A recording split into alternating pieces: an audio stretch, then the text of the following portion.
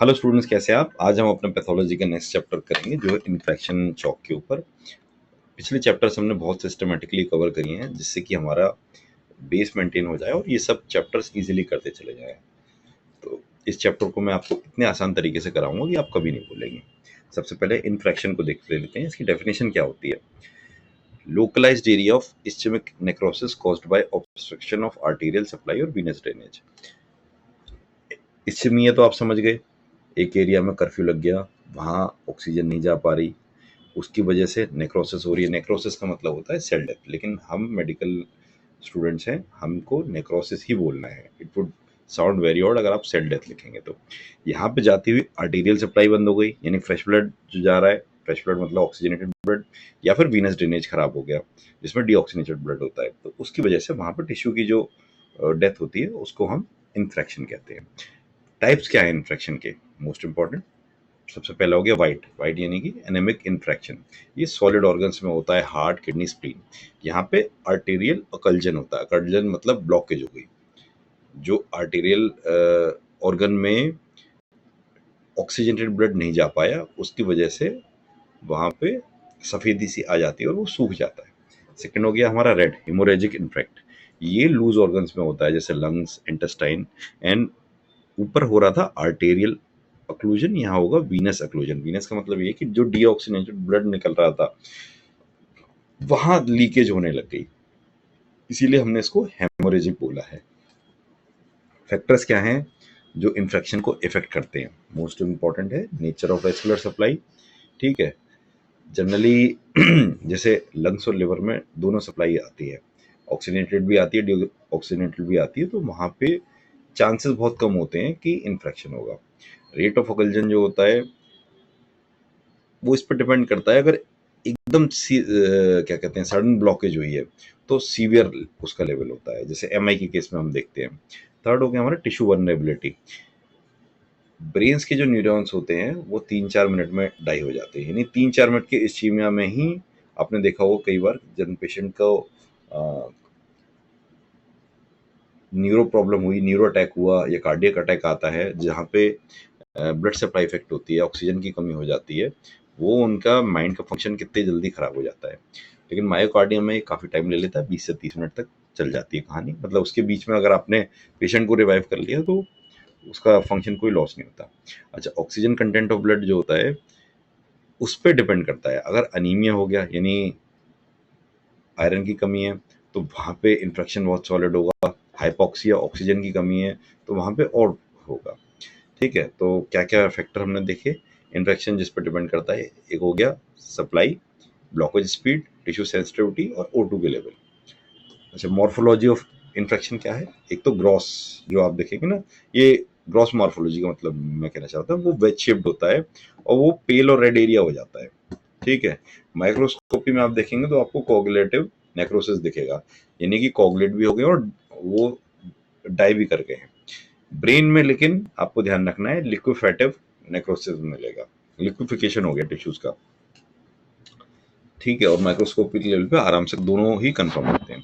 Clinical example क्या है infection के? मायोकार्डियल इन्फेक्शन, एवरीबॉडी नोज, इसमें चेस्ट पेन होता है और ईसीजी में हम इसको पकड़ लेते हैं। वेरी इंपॉर्टेंट और जो सबसे कम डिटेक्ट हो पाता है वो होता है सेरिब्रल इन्फेक्शन, स्ट्रोक, क्योंकि इसमें पेशेंट को पता नहीं चल पाता। मायोकार्डियल में तो उसको तुरंत पता चल जाएगा कि रेडिएटिंग पेन जो from downward to upper to downward, ऊपर की बॉडी से नीचे की तरफ बहता हुआ जो पेन आता है वो पता चल जाता है, लेकिन स्ट्रोक का पता नहीं चलता। स्ट्रोक में 12-13 घंटे पेशेंट जनरली आइडेंटिफाई नहीं कर पाता, उसको सिर्फ सुन्नपन और एक दिमाग में फॉगीनेस रहती है, तो वो उसको बहुत प्रॉब्लम करती है। अच्छा, फिर होता है पल्मरी। थर्ड हो गया हमारा पल्मोनरी इन्फेक्शन, इसमें उसकी सांस चढ़ने लगती है, यानी कि लंग्स के लेवल पे उसको प्रॉब्लम हो रही है और हीमोटाइसिस भी होने लगता है। तो 3 एग्जाम्पल आपको याद करने हैं, पहला है हार्ट अटैक, फिर ब्रेन स्ट्रोक और लंग क्लॉट। और तीनों ही कॉमन क्लिनिकल प्रॉब्लम है जब आप आगे हॉस्पिटल ज्वाइन करेंगे, जो आपको देखने को मिलेगी। सेकेंड पार्ट आ गया हमारा शॉक। शॉक क्या है? Shock is a state of circulatory failure leading to inadequate perfusion of tissues. यानी कि यहाँ पे हमारी बॉडी के अंदर एक साइकिल घूमती रहती है ब्लड की, ठीक है ना, जिसको हम सर्कुलेटरी सिस्टम कहते हैं कि ब्लड पहले वहाँ जाएगा, लंग्स में जाएगा, वहाँ से वहाँ निकल के जाएगा। तो ये साइकिल पूरी बॉडी में ऑक्सीजन मेंटेन कराती है, डीऑक्सीजनेटेड ब्लड निकलता रहता है, ऑक्सीजनेटेड ब्लड जाता रहता है। तो अगर ये साइकिल कहीं भी गड़बड़ आएगी तो हमारी बॉडी शॉक में चली जाती है, जिसको हम बोलते हैं सेलुलर हाइपोक्सिया, क्योंकि सेल्स के लेवल पे ऑक्सीजन की कमी हो गई। यही हमारी इंग्लिश लाइन है कि बॉडी के ऑर्गन्स को खून और O2 नहीं मिल रहा है। अच्छा, टाइप ऑफ शॉक बहुत इंपॉर्टेंट है और इस पे शॉर्ट आंसर जनरली बन जाता है, मतलब शॉक के ऊपर shock is a very important question, और आप अपने यूनिवर्सिटी PYQs में चेक कर लीजिएगा, क्योंकि देखिए ना, इतनी सारी यूनिवर्सिटीज़ हैं, इतनी सारी डीम्ड यूनिवर्सिटीज़ हैं, हर जगह के एग्जामिनर का माइंडसेट अलग होता है। कहीं प्राइवेट यूनिवर्सिटीज़ में एग्जामिनर ये चाहता है कि स्टूडेंट पास हो जाए, तो रिपीटेड क्वेश्चन ही होते हैं। तो अगर ये आपके उसमें रिपीट हो रहा है तो उसको ढंग से करिएगा। सबसे पहला हो गया हाइपोवॉल्मिक शॉक। ये होता है ड्यू टू ब्लड और फ्लूइड लॉस। इसमें हेमोरेज और बर्न्स इसके एग्जाम्पल है। हाइपो देखिए कम, और वॉल्यूमिक का मतलब होता है वॉल्यूम कम। तो किसी इसका मतलब ब्लड और फ्लूइड की वॉल्यूम एकदम कम हो रही है। और हाइपोवॉल्मिक शॉक में ब्लड प्रेशर गिर जाता है। सेकंड हो गया हमारा कार्डियोजेनिक। कार्डियोजेनिक में पंप फेलियर हो जाता है, जैसे MI हो गया, अरिथमिया। हार्ट क्या है हमारा? हार्ट एक मस्कुलर पंप ही है जो पूरी बॉडी में सर्कुलेशन को मेंटेन करता है। तो अगर इस पंप में कोई भी प्रॉब्लम आएगी तो डिजीज उससे हो सकती है। ठीक है, या वो पंप ही नहीं कर पा रहा है या उसके पंप में पावर कम है। थर्ड हमारा शॉक हो गया septic. Septic mainly severe infection से होता है।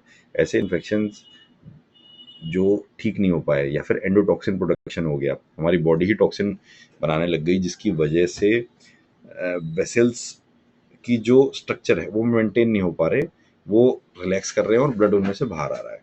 तो ऐसे में क्या होता है कि जो भी इंजरी होती है वो ठीक नहीं होती। फोर्थ हो गया एनाफिलेक्टिक। एनाफिलेक्टिक जो होता है IG मेडिटेटेड होता है और एलर्जिक रिएक्शन है। ऐसा एंटीजन जिसकी वजह से पूरा सिस्टम आपका कोलैप्स करने लग जाए, और ये बहुत सीवियर होता है। अगर ये रिएक्शन होगा भी कहीं तो बहुत सीवियर होता है। फिफ्थ हो गया न्यूरोजेनिक। न्यूरोजेनिक में नर्व्स फेल हो जाती है। ये स्पाइनल इंजरी से भी हो सकता है, एनेस्थीसिया भी हो सकता है। इसमें वेसल्स डायलेट हो जाती है, तो जो सिग्नल जाना चाहिए वो सिग्नल जाता तो है, लेकिन उसकी रिस्पॉन्स नहीं मिल पाता। जैसे आपने देखा हो कभी कुछ लोगों ने को अगर एनेस्थीसिया या इवन क्या बोलते हैं लोकल एनेस्थीसिया इंजेक्शन भी किसी को लगा होगा, तो उसमें जब हम अपने पैर को सिग्नल देते हैं उठाने का, तो सिग्नल तो जाता है, लेकिन ऐसा लगता है करंट सा बह रहा है, लेकिन पैर नहीं उठ पा रहा। ये पूरा उसके ऊपर है कि ये भी this is a type of shock. बस ये है कि हम ये इंड्यूस करते हैं। स्टेजेस ऑफ शॉक क्या है? पहला हो गया इनिशियल, यानी कि नॉन प्रोग्रेसिव, बिल्कुल जब स्टार्ट ही हुआ है। इसमें कंपेंसेटरी रिफ्लेक्सेस जो होती है वो किसी तरह परफ्यूजन को मेंटेन कर लेते हैं। ठीक है, यानी बॉडी पूरी कोशिश करती है कि इक्विलिब्रियम जो है वो वापस आ जाए। सेकंड हो जाता है प्रोग्रेसिव। यहाँ पर टिश्यू हाइपोक्सिया हो गई, यानी टिश्यू में ऑक्सीजन की कमी हो गई। एनारोबिक ग्लाइकोलिसिस हो रहा है, क्योंकि एरोबिक तो हो ही नहीं पाएगा, और लैक्टिक एसिड प्रोडक्शन बहुत ज़्यादा हो गया। तो यहाँ बॉडी की लेवल बिल्कुल चेंज होने लगता है, और ऑर्गन्स की फंक्शनिंग में असर आ जाता है, क्योंकि उनको ऑक्सीजन नहीं मिल पा रही है। अगर यहाँ पे भी आप शॉक को कंट्रोल नहीं कर पाए तो थर्ड हो जाता है इरिवर्सिबल। यहाँ पे डैमेज बहुत ज़्यादा होता है, मल्टी ऑर्गन फेलियर, डेथ, ये सब सीवियरिटी, क्योंकि बॉडी एक सिंक्रोनाइज्ड व्हीकल है। इसमें सारी चीज़ एक साथ चलती हैं तभी ये काम करती है। एक भी पार्ट में बहुत ज़्यादा दिक्कत आए तो उसमें प्रॉब्लम आने लगती है। अच्छा, शॉक की मॉर्फोलॉजी देख लेते हैं। ये सिंपल है। ब्रेन में हमारी इस्चेमिक इंजरी हो गई, हार्ट में हमारे सब एंडोकार्डियल इन्फेक्ट्स हो गए, किडनी में एक्यूट ट्यूबुलर नेक्रोसिस हो गया, और लंग में डिफ्यूज एल्वुलर डैमेज हो गया। ठीक है, शॉक के बाद हर ऑर्गन में नेक्रोसिस और डैमेज दिखाई देता है। क्लिनिकल फीचर्स क्या हैं शॉक के? Hypotension, tachycardia, cold clammy skin. Cold clammy skin हर शॉक में मिलेगी, केवल सेप्टिक शॉक में स्किन बॉम्ब मिलेगी। यूरिन आउटपुट रिड्यूस हो जाता है। ठीक है, अल्टर्ड सेंसोरियम, यानी पेशेंट के लिए जो नॉर्मल सेंसेस होते हैं वो प्लस माइनस हो गए। तो अब आपको समझ में आ गया होगा कि जैसे कोई पेशेंट एडमिट होता है तो इवन इफ उसको ब्लड प्रेशर प्रॉब्लम नहीं है तब भी उसका ब्लड प्रेशर क्यों लिया जाता है डेली? जो पीछे ICU में मीटर लगा होता है, पल्स मीटर बड़ा सा, जो सब चीज़ें एनालाइज करता है, वो इसीलिए करता है कि पेशेंट को टैकीकार्डिया तो नहीं हो रहा। ठीक है, टैकीकार्डिया का मतलब ये होता है कि पेशेंट का ब्लड प्रेशर तो लो हो रहा है, लेकिन हार्ट बहुत फास्ट काम कर रहा है। मतलब ब्लड में ब्लड के फ्लो की स्पीड इतनी कम हो गई है कि हार्ट उसको कंपनसेट करने के लिए 80, 90, 100 बीट्स पर मिनट जा रहा है, लेकिन बीपी नहीं बढ़ रहा है। और ये कंडीशन बहुत खतरनाक होती है। मैंने अपने सामने एक पेशेंट की देखी और उसके बाद उसको रिवाइव करना बहुत मुश्किल होता है। सीधे इंट्रीब्यूट करके उसको स्टेबल किया जाता है, ठीक है। और इसमें हाथ पैर ठंडे पड़ते हैं, यूरिन कम हो जाता है और दिमाग बिल्कुल डल हो जाता है, क्योंकि पेशेंट दूसरी दुनिया में से झूलने सा लगता है। तो आइए समरी टेबल में देख लेते हैं, थोड़ा इंपॉर्टेंट हमारा रिवीजन हो जाएगा। इन्फेक्शन क्या आता है? इन्फेक्शन का मेन मतलब होता है ischaemic necrosis due to vascular obstruction.